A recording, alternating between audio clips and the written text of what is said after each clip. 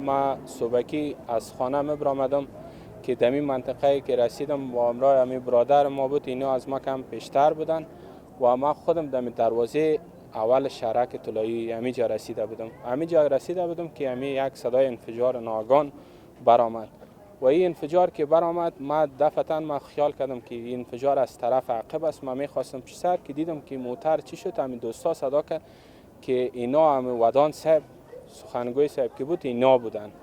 باز ما اینجا که دویده کد آمدم، یک برادر بود، این دریورش بود که اونمو زخمی شده بود. اونمو زخمی را یک برادر گرفتن ده چی کردن که اونا را بردن ده کراچی انداخت برد. و بعدن که ما پیشتر که رفتم که خود نفراز پیشتر موتر صدا میکرد که ما را کمک بکنین.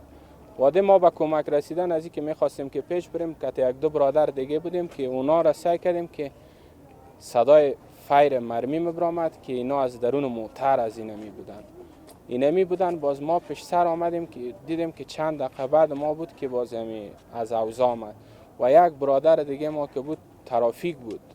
اولین کسی که در محل واقعه که در حساب نظامی که رسید اونمو برادر بود که خود رسان و او بیچاره میخواست که کمک بکنه، اما دیگه از وس از اونام بالا بود، اما دروازه واز نشد. ما هرچی کوشش کردیم که دروازه را واز کنیم نتونستیم.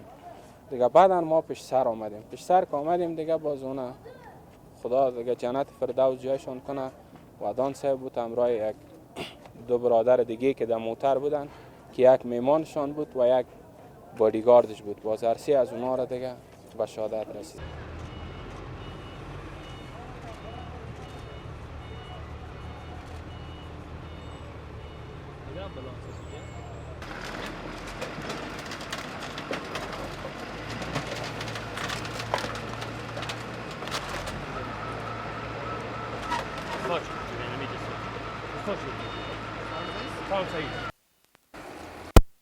Aí,